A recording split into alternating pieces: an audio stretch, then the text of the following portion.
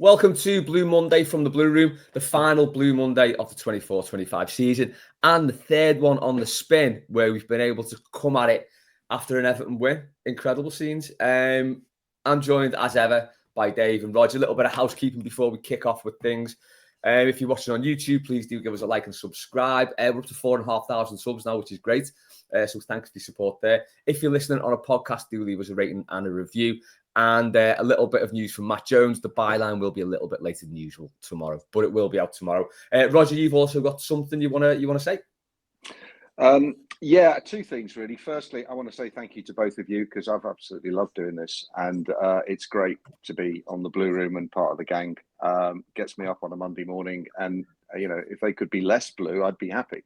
And I think they're getting distinctly lighter blue, a bit like that retro shirt they did. But thank you so much. I've enjoyed it, and every single week, and I hope people do. I know sometimes the opinions can be a bit controversial, but it's wonderful to spend time with you two on a Monday morning. So thank you. And then secondly, a good friend of mine here, Lee Brown, who lives around the corner from me in Bournemouth, who's a Evertonian and exiled Scouser. He is today starting a 130-mile walk from Hull to Liverpool. It's going to take him 6 days, and it's in memory of Lee's cousin, Duncan Browne, who died in Liverpool City Centre in 2021. A very, very tragic incident, a single punch, and he died. Ever since then, Lee and the rest of the family have been raising funds for the Walton Neuro Centre. They've raised 50,000 quid. So far, last year, they did some ridiculous canoeing journey down the Leeds-Liverpool Canal, which looked quite a lot of fun, actually. But this year, they've taken it to another level, 130 miles over 6 days, almost a marathon every day. So if anyone can help, that would be much appreciated. There'll be a link in the description, I'm sure. Yeah, we will. We'll put the link in the description. We'll put that out on our Twitter as well. Thank you. As you said, Rog. Right, the weekend. My God, was anyone expecting that? I think David Moyes came out in the press conference and said it was a really brilliant win, possibly one of the best of the season. I am inclined to agree, possibly the best win of the season, given the fact that Newcastle needed to win that game and didn't. For once, the Toffees went away and did their bit, like to try and stop Newcastle getting into the Champions League. It's one of those games where you'd expect us to probably roll over, Rog, but as Moyes said, in the week, maybe the training was a little bit less intensive than it has been, but the players picked themselves up and they threw everything at Newcastle, didn't they? They did. What a weekend for Jordan Pickford. I'm glad he didn't celebrate too hard on Saturday after Sunderland's last-minute winner. He was immense again. But, there was so little to play for, and it would have been so easy to put the flip-flops on. And I think that's Moyes has to take a huge amount of credit for that. It was an all-round brilliant performance. We had key players out injured. Branthwaite was unavailable. Michael Keane stepped in. I thought I didn't watch the entire game, but from looking at the highlights and seeing some of the comments and then listening to the sort of media reaction, it just says everything about Moyes and the standards that he's brought to the football club. There are just no excuses anymore, and that's how it has to be. I thought the goal was brilliantly taken. We deserved it. Maybe not quite on the XG, but on the balance of play and the threat that we carried, I thought we were superb. Mykolenko is turning into what a player. I mean, overlapping, crossing the ball. That header from actually the cross in the first half and the header from Charlie and the tip over. Oh yeah.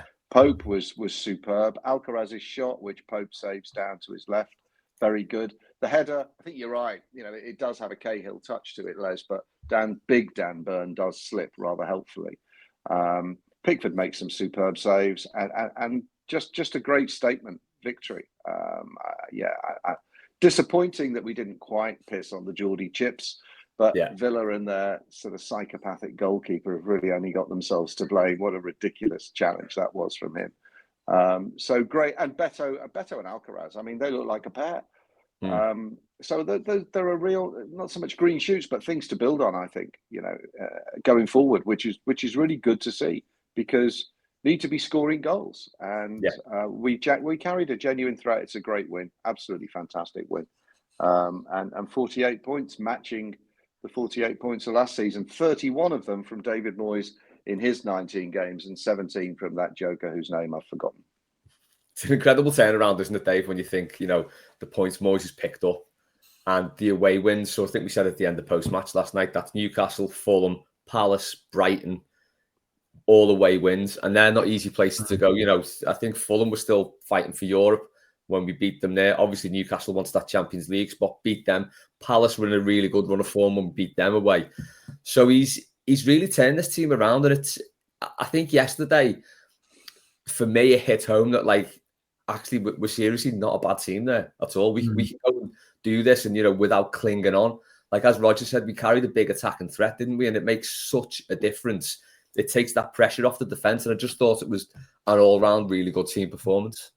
Yeah, I think you're right. I think what you're saying there with wins away at mid to top table sides, that bodes well going forward, because I think there needs to be something that we can rely upon, something that we can look at and start thinking, do you know what, if we set our stall out like we have against these sides, there's no reason why we can't keep going there and getting results. And the number of points there, I think, quite staggering when you think about that 31 points, because obviously if you double that in the season, we would have been fighting for a Champions League position ourselves.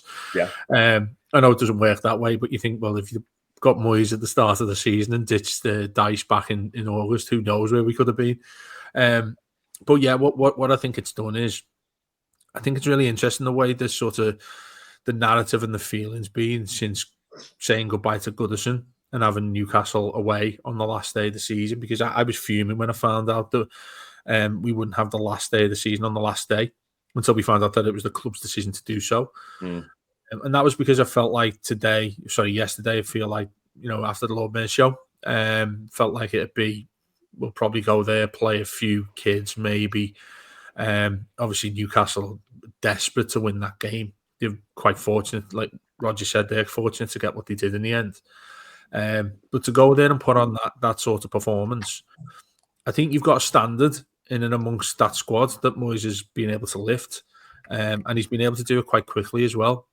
I mean, you think back to when he first came on that defeat against Aston Villa, it was almost like an immediate wake-up call, and everybody stepped up then. Yeah, okay, we've had some, well, as you do anyway, as any normal club do, you'd have some crap efforts, some poor results, but we draw so many games as well. Now, whilst many people see just getting a point in a game as a negative, I would put most of them in the positive category, given the fact that defensively we're absolutely fine. So you would think now the logic is you sort out going towards the other end of the pitch, and it seems like we've done that much more often than not as the season's gone on towards the end of it. Rodger's absolutely right there, but you look at Beto and Alcaraz. I feel that there's something there. It's Jekyll and Hyde, isn't it? Really, I look at it and I think, you know what? If those two didn't play well, particularly Beto, then I'm pretty much used to that. But when they do play well, it's sort of like a pleasant surprise and a smile, isn't it? You look at them and the way in which they're performing together. And going to Newcastle, I mean, it would have been great, wouldn't it, to knock them into the Europa League, given, you know, well, I don't know what that'd do to them financially, but they're up to a little bit handy with money. All season they were looking at this game thinking we're going to relegate Everton on the last day. So to actually flip that on its head and like do them over would have been lovely. Some strange going on at Old Trafford. If anyone's seen the decision there, it was very, very odd that the referee blew his whistle before that ball was in the net. Oh, the brilliant thing as well, if you haven't seen it yet, look at Amarim's speech at the end of it. There's some dodgy things he comes out and says there, which are like, nobody said to him, listen, you can't be saying stuff like that, because he goes off on a bit of a tangent and you're like, you don't really need to say those. So it would be quite uncomfortable for many Man United, not only Man United fans, for the sort of thing he said, but go and have a look at that if you think in a similar way. If you want a real laugh, though, just listen to Ange Postecoglou being asked to assess Tottenham's season. This is a season when they've lost 22 out of their 38 games, where they finished fourth bottom, where they've shipped 65 goals, negative goal difference, and he describes their season as outstanding. And he should be sacked for that alone. That is quite a ridiculous assertion. On Newcastle, by the way, Newcastle, fifth Champions League qualified Newcastle, have lost as many games as Everton. They lost 12 games this season, and so did we.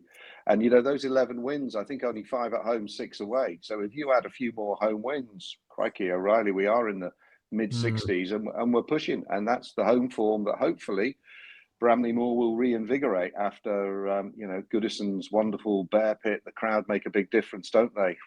5 wins at home don't really back that up.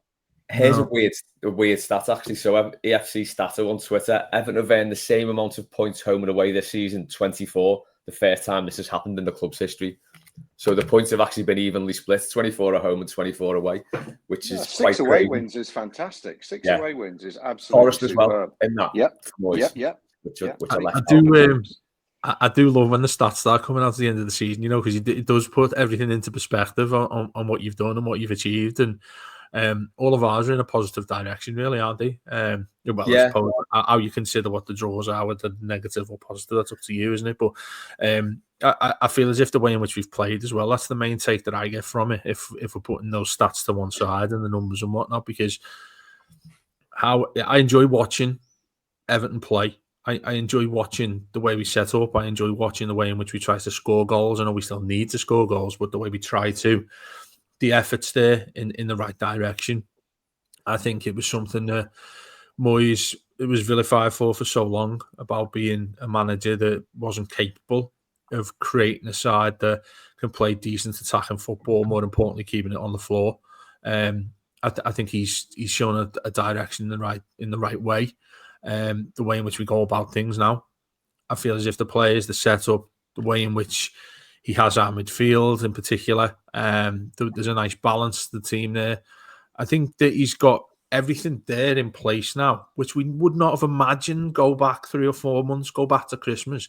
You would not have imagined us to be in this position right now and having the conversation that we are, talking about going to Bramley Moore in a positive fashion, going there thinking, do you know what? This is the sort of summer that we're looking at in a different way, which would have normally been, we need to get some players in to sort of put out fires all over the place and keep us in the Premier League in a comfortable way. They're the same. We're now looking at it thinking, well, you know how low European positions are going to in the Premier League these days. Yeah. Are we particularly that far away? I don't think so. Not when you look at the sides that are just above us. Say if you look at the half dozen sides that are above Everton. Yeah. Everton can compete with them. Comfortably compete with them. I'm not saying they're going to beat them and, we should be better than them, but Everton should be in and amongst that mix now. Yeah. And I think that's testament to Moyes and what he's done since he's came back in, and completely done a 180 here, because let's face it, Everton, the stat I see as well, just to add one into it, had we lost every single game after beating Leicester 4-0 in February, we still would have stayed up. Which I don't know whether that basically 26 points is all you needed. I mean, 26, there was something on Match of the Day last night that the bottom 3, the number of points they've got is the lowest that the bottom 3 have ever got, and the second lowest was last season. So I hope you could say that standard has dropped, with the promoted teams just can't compete. Well, I hope that's not doing us a disservice by saying, it was really easy to stay up anyway. Much the same way that you'd say about Liverpool, it was really easy to win the league because they only had 80-odd points, and that was the lowest amount since Leicester. Just to throw that in there.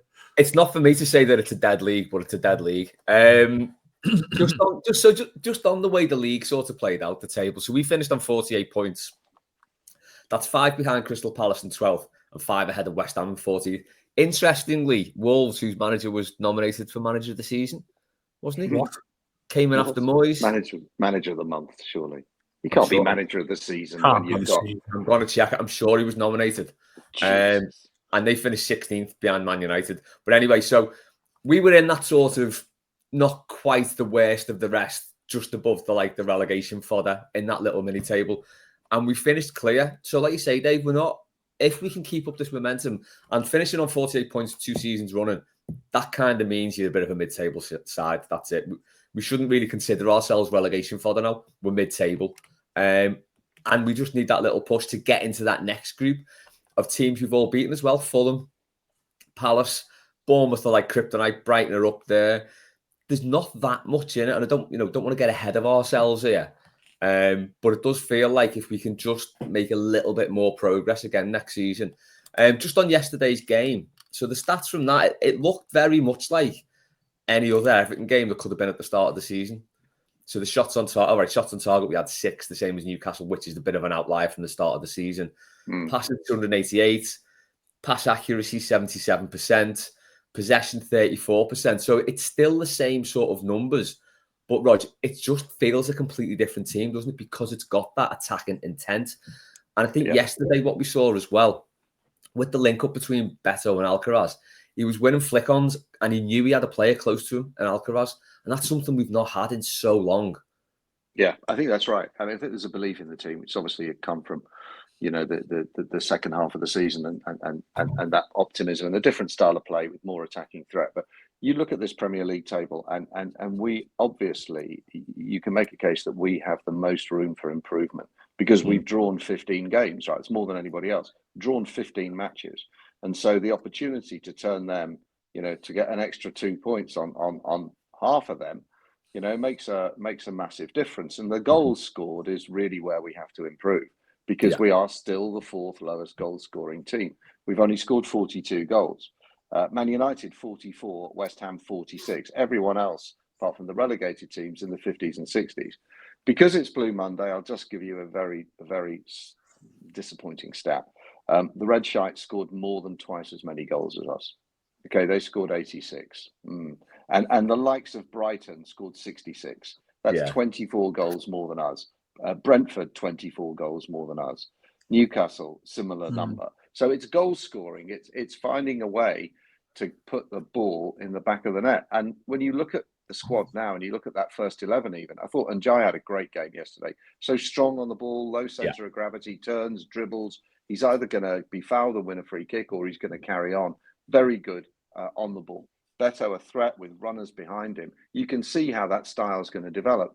Now, if you can add one or two pacey wingers and perhaps another creative person in midfield and a striker, an alternative to Beto, I think you've got every chance of turning that into 50-odd goals. And 50-odd goals and turning 5 of those draws into wins, and you are high 50s, low 60s points-wise. Got to keep the defence tight, so got to keep Branthwaite. O'Brien looks solid. Nikolenko looks good. We need a right back, and we have to keep Pickford.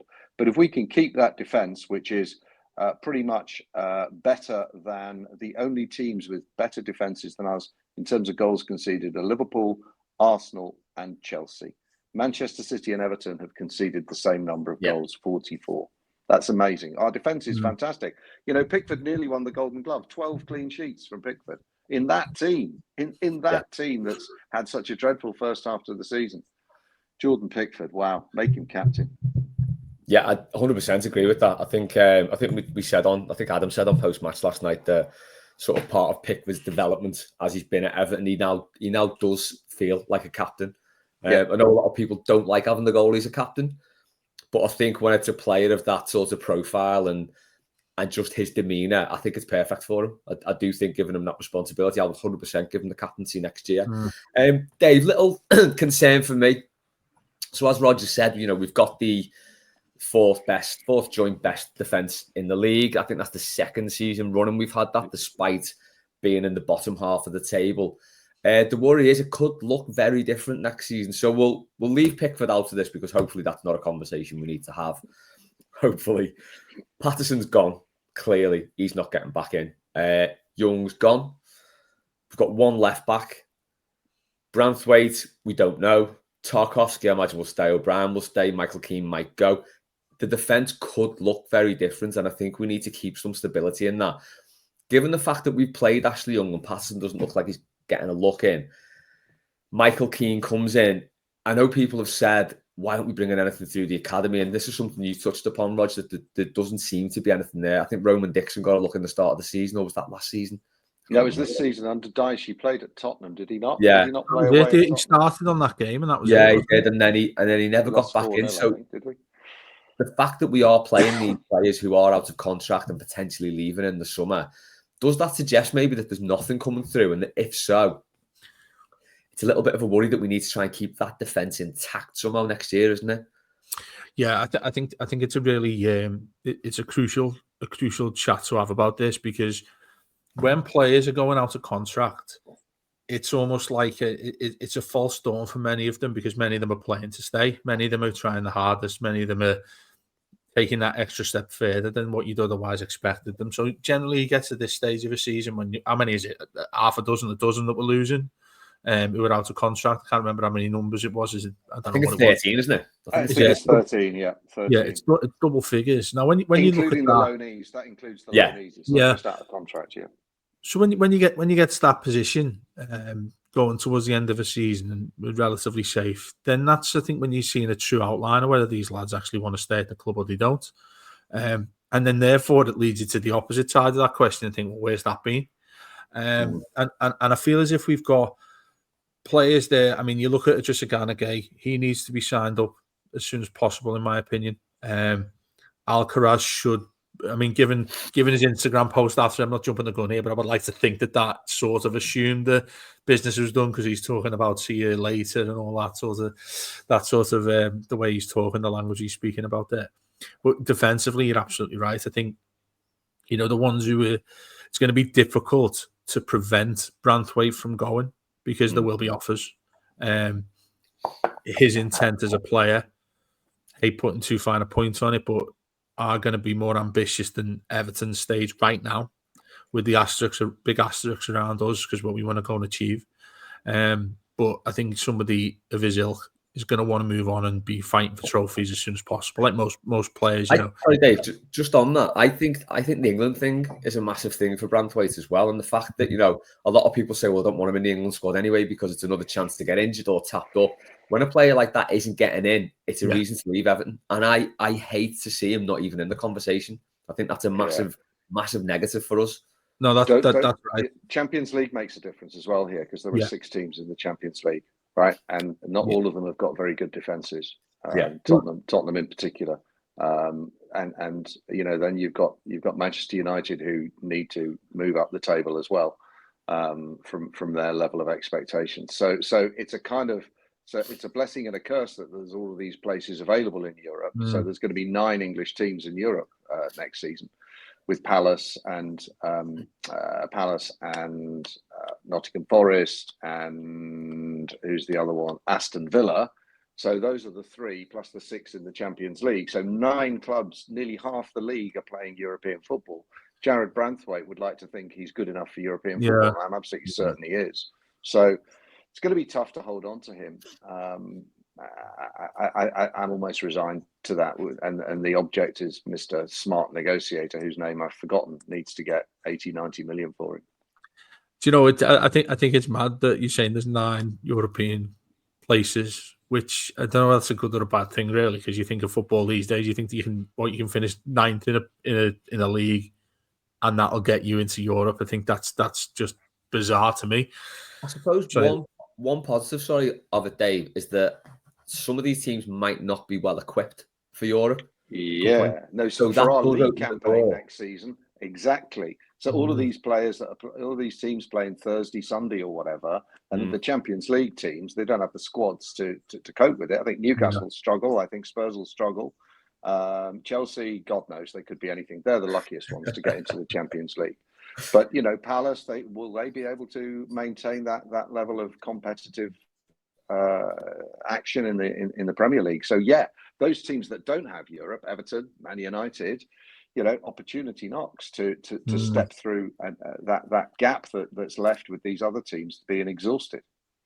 Yeah, it is a blessing in disguise, I feel, because it's sort of like you look like a Palace side who've just gone and won a trophy. They're on a massive high. Fair play to them. I was delighted they went and did that. But there is a situation where you sort of bite more than you can chew. And I think they're at that now. I think a few clubs in and around that position, which we should be able to take advantage of. Don't get me wrong. I mean, we're all at the end of the season thinking, wow, if Moyes was in 10 games earlier, then we'd probably be in at least a Europa Conference position. But is that where Everton need to be right now? Is that the position we've been able to climb to right now? I don't think so. Maybe that's just me sort of getting a little bit older. Not next season. We're not ready for it next season. Exactly. At all. But this Europa League, just to make a point on Europe here, Europa League is huge. I've got some mates who are Villa fans who are probably happier that they're in the Europa League because Unai Emery wins it for fun. right? Yeah. And you win the Europa League and you're back in the Champions League, right? Look at Tottenham. This is ridiculous. So because there's no dropouts down from the Champions League into the Europa League and there's 6 English teams in the Champions League, Europa League's a great competition. You get the Europa League for winning the FA Cup. So I can see a route back in the day, if all you had was top 4 to get into the Champions League, I can see a route for Everton to get into the Champions League in the next 2 or 3 seasons through the Europa League route. Yeah, not getting top 4 or top 5, get into the Europa League, have all the big clubs in the Champions League, none of them drop into your competition in the knockout. Spurs have beaten no one to win that trophy. Yeah. I mean, they've beaten no one. Bodo Glimt in the semis. Come on. Maybe the Frankfurt team they should have beaten, but that's a route to the Champions League. Well, not according to Hans, Rodger. It's been the greatest success ever that there's ever been, winning the second tier of European competitions. But excuse me, just what you're talking about there with mid tables never looked so good, really, has it? When you're able to go and get that sort of thing, and you look at that level of mediocrity that we all sort of kicked off about under Moyes, that sort of best of the rest tag. It does. I think it's funny because it takes me back to '96 when we just missed out on getting into Europe because Arsenal finished 5th and we finished 6th on the final day of the season. And I remember being devastated. But you think back to 6th place. 6th place these days is a real achievement. So, and you're getting money in the pot as well, aren't you? That doubles up as well. I think that's what annoyed me most about Newcastle getting the Champions League in 5th. So they benefit from an extra place in the Champions League. That season we were scuppered by getting a place taken away. Why is that always us who suffer from the bans and the places getting taken away? Why can't we benefit from something nice like that? Anyway, Dave, sorry, I digress. We'll finish 4th soon, and it'll give it to the top 3. It's just the way everything works, isn't it? We're going back to your initial question there about sorting this about defensively, sorting it out and keeping at this level that we're at. Yeah, I mean. Look, I think the immediate thing fans in general want to talk about is the attacking players that you need to get, the fast players, the wingers, the strikers, and all that sort of thing. Yeah, of course, that is very much high on. Well, it's probably the highest point on the agenda. What we need to go and do this summer. But defensively, I think what you've just outlined there, I don't think many of us have been thinking in that direction, given that there's so many things that potentially could happen. Now, let's be honest, if we went into next season with certainly the back 4, the central defenders that we have right now, I think that nobody would have an issue with that. If you throw in O'Brien, Keane, Tarkowski, Branthwaite, absolutely fine with that. Doesn't bother me whatsoever. Full-back areas, quite clearly. I know Mikalenko's started to come back to when he got, I think, a player of the season, didn't he? The season before last. You go back to that. You find there in the left-back position, yeah, of course, you need cover. Right back's the huge issue. So if you're able to go and address that, the one thing, and going back to Rodger throwing in a blue into the mix here, and I'm going to throw one in as well, is what David Moyes has never, ever, ever been renowned for is acting quickly in the transfer market. Dither and Dave and all that. Everton need to act quickly. I think this summer we have to get into that window as quickly as possible. We've heard the likes of Souček's being linked, hasn't he? Kufal as well, who's left. He's there. Maybe you get him as backup, but I know he's 30 odd, so many fans are going to be looking against that. But he's been a shrewd operator in the transfer market, and I put on Twitter after the game yesterday that he's going to be given the one thing he never really was when he was Everton manager, and that is some financial clout when he goes into a window. Now, it's been very, very cloak and dagger in terms of what amount we're going to be getting to spend. But for him to come out and talk about that there will be money, for him to come out and sort of lay the owners to the ground, I'll never forget what he said on the final day, sort of saying to the owners, look at this, look what we are, look at Goodison, all that sort of thing. Sort of thing I never thought I'd hear from David Moyes. I know he's changed a lot. I know we've spoken this season a lot about how different he is. But he's quite open when it comes to stuff like that. I mean, I don't know directly what his quote was, but it was along the lines of, there'll be news on Monday onwards. And, but when this comes out right now, we might well have seen some of the players who are coming and staying and contracts. And who knows it, potentially the lap arrives or something like that. About that, hasn't he? He is. And I don't He's know whether signed the that. wall. We know it's happening. We've already covered that. Well, yeah. I mean, You're right, Roger. a lot of people have started kicking against him, haven't they? And thinking that he's not good enough for 30 million quid. But leave that to everybody's own opinion. Really, I haven't seen enough of him to be able to say yes or no.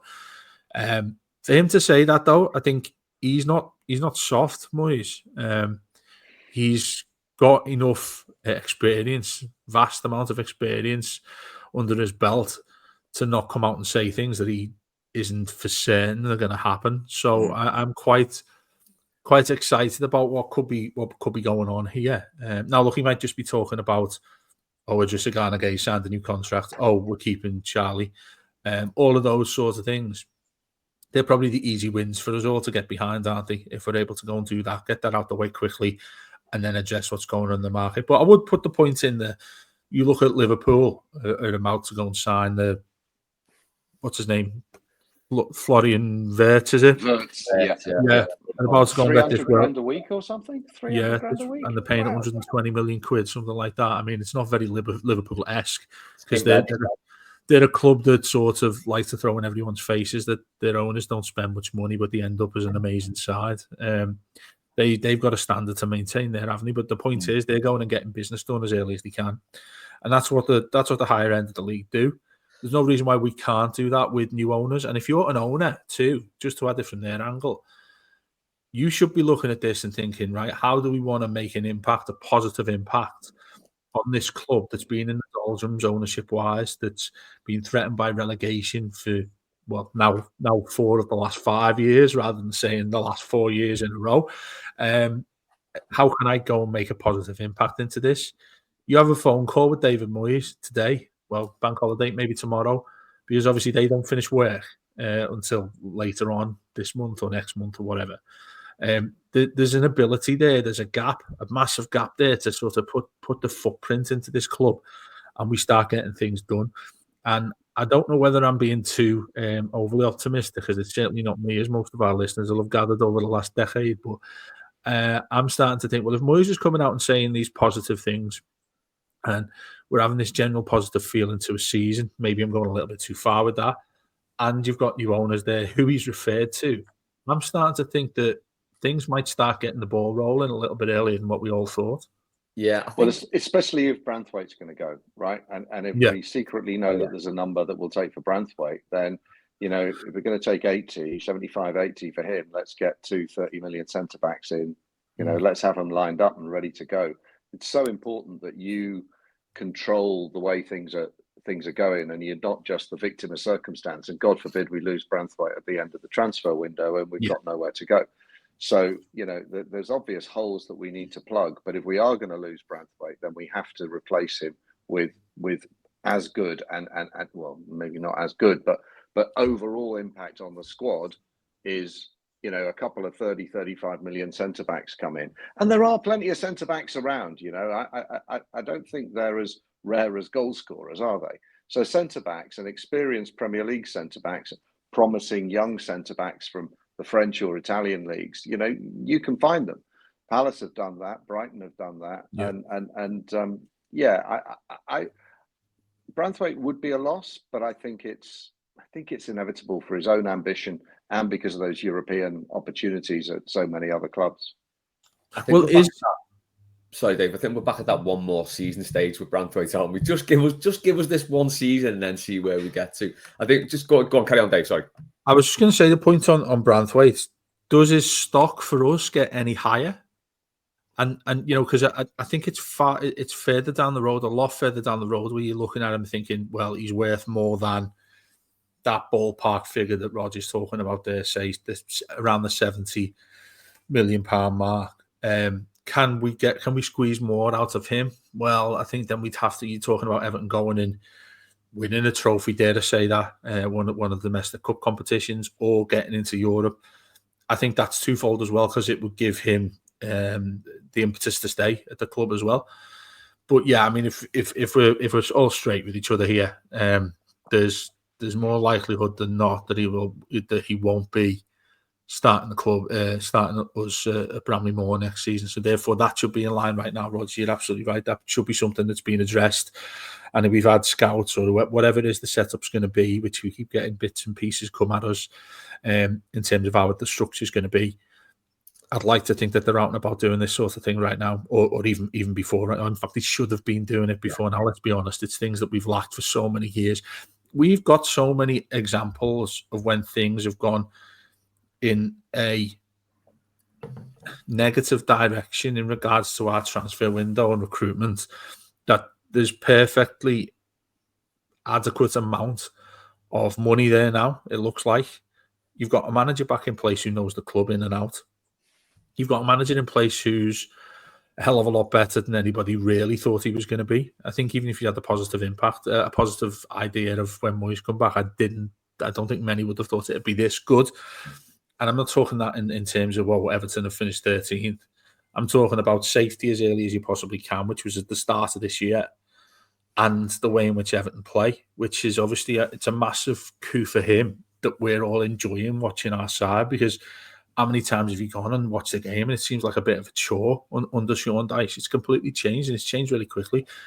That narrative needs to continue. The impact, the positive steps we're taking all over the place. There's no reason why we can't do that, and we should be doing that. People should be doing the due diligence of things like that happening now, despite the fact we're making so many changes at boardroom level. Moyes himself, I would think, would be all on top of that very, very quickly. And the one other thing he said was, there are numerous things he's spoken about in such a positive and open way about the owners, was there is money. There was no like, oh, we'll see what we can do, and we'll have a look, and I'll have to have a chat. It was there's money. It's something that, again, I keep saying I'm uneasy with it. I'm saying that word because I'm not used to it. None of us are used to that. So it should put us in a positive direction. Yeah, it's nice to be able to look forward to a summer. And I think one thing that we can't let happen again is to write off August. I think that would be, given the momentum we're leaving this season in. And like you said, Dave, the feeling of the club's turned around. Everyone's a lot happier now. We're enjoying going to the game. We're enjoying watching the football. I think if we got into the summer, like you said, Rodger, we lose Branthwaite late on in August. We don't make any signings in August. Like, I think the past 2 seasons we've done that, and it's proper hamstrung us in those 2 seasons. I think that will be a bit of a disaster, and I think that's what the owners really need to address, isn't it? Get stuff done early. I was just going to say with that, just carrying on with lessons to be learned from disasters we've had in the past. You're absolutely right about not, completely writing off August and getting to deadline day. Good clubs who know what they're doing, clubs that have sorted out their recruitment, don't need to be doing anything on deadline day in a positive manner. Just selling a few players, getting a few out on loan is all they need to do, clearing the decks. Yeah, obviously you'll see the odd thing pop up because that's how the world works. If you find out, wow, I didn't know we'd be able to sign him, let's go all out and do it. So it would look like a bit of panic last minute, but there's obviously there's mitigating circumstances for that. But if we're in a situation where, it's spun, it's a famous final day of the season when we went and got McCarthy, Barry, Lukaku. That was fantastic, but it can so easily work the other way, and it has done since then for us, really, hasn't it? Where we're crying out for a certain position, a midfielder, a striker, and it just hasn't come. Who did we go and get in the most recent window? And we're still all looking at each other thinking we still haven't got enough here. We'll go with what we've got, and that seems to be the feeling that we've always had in transfer windows. Now's an opportunity, and I don't want to sound like we're referring back and crying back to previous years when this has happened, but how many times have we got to a summer saying this is the most important summer? This is the most important summer. Ironically, I don't think, for various reasons, this is the most important summer because it's in a positive way, if that makes any sense to what you guys think I'm saying here. Because previously we've said those things when it's the most important thing because we don't want to go into a relegation fight. That has been the general feeling amongst us all when you've had to go and recruit and you had to go and do things properly in a transfer window, which we've obviously gone and failed to do. This time you're looking at it and thinking, well, the door is open now. You've just got to go and step through it. And give us a real feeling of momentum. And it's a word that I was having a debate with a fan, which obviously went pear-shaped as he normally do on social media, and abusive. But he was saying he was right in what he said in terms of beating Newcastle on the last day of the season. We go into the summer with real momentum. And I was like, no, I don't buy into any of that. You go and play the last game of the season. No one's really bothered. Then you've got the summer to come.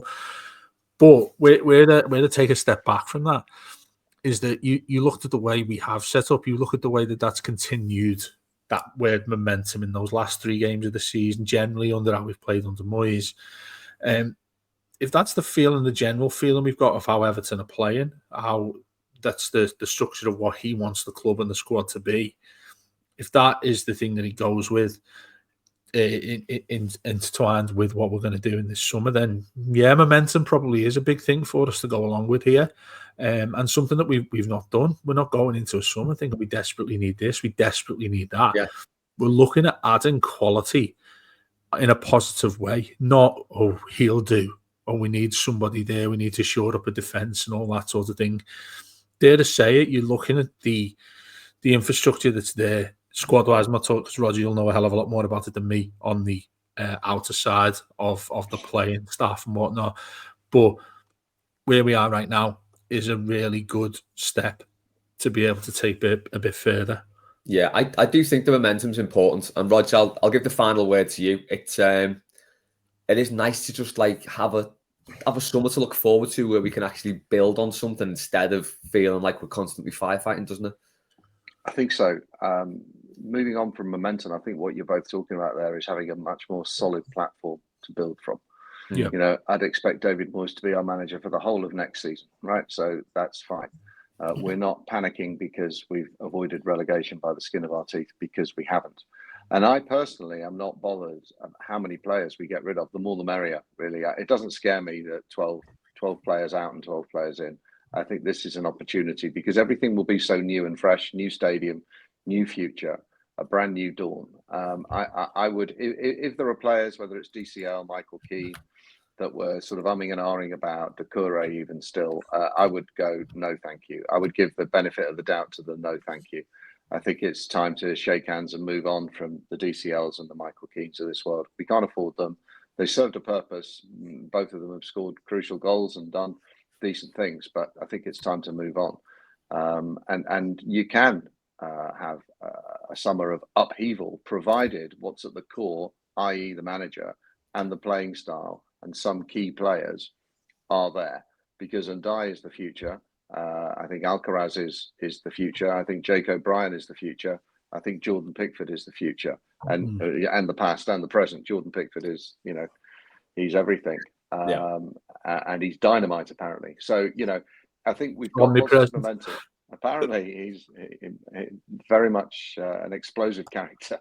But the fact is, we've got a platform and we've got standards that have been raised. Moyes has raised the standards from the absolute, snake's belly that we've had to put up with under Dyche and even Lampard, to be honest with you. Just staying in the league, just get to Bramley Moore. Yeah. Get to fuck. No, not at all. Come on. We're better than that. We're better than that. And there are, in this modern age of football that we don't all particularly like, I love it. The fact that you can get 8th and get into Europe, why not? I don't mind if we're playing Jude Garden away or Real Betis or Como. That's a ball. Be lovely. Come on, let's just get some European football. We haven't had it for a while, and we it's within reach. You don't have to, it's not top 4 or bust. There are many other routes, and we're in a good place. Yeah. Nice positive to end on there. Just on there before, so Vitor Pereira has been nominated for manager of the season. Having picked up 29 points compared to Moyes' 31 from a very similar. No way. But there we go. We don't want to end on a negative. West Midlands manager of the season or Black Country manager of the season. It can't be the Premier League one. Apparently, the actual one, yeah. Which is quite incredible. But who votes for this as well? By the way, who did the votes go to? I don't know. I don't know. I don't know journalists, if it's public vote ones or the general. Well, I actually get a vote in the FWAs, by the way. So I might throw it in. Just put in some. Like I'll put in there Ange. I'll vote for Ange just to delight him. Outstanding Ange. So he gets too comfortable to get too expectant of staying as the Tottenham manager. But to finish on a high, yeah, David Moyes, he's turned everyone, he's turned the club right around. He's turned my head again because I was a little bit iffy about him coming back in, but he's given us something to build on for next season. That is the last Blue Monday of 24-25 season. We'll still be here across the summer. I think next week we're going to do a sort of an Everton Awards of our sort of favourite goal, best performance, things like that. I'll work it out in the week. But yeah, thanks as ever to Rog. Thanks to Dave. We will put that GoFundMe link in the description. So do keep a lookout for that, and do give if you can, because it's a very, very good cause. As I said, thanks to Rog and Dave for everything they've done this season. Thanks to everyone who's watched and listened this season. We've got loads of stuff coming up over the summer, which we will talk about. But for now, it was 13th. It was 48 points. It was all right in the end. Enjoy your summer, Blues.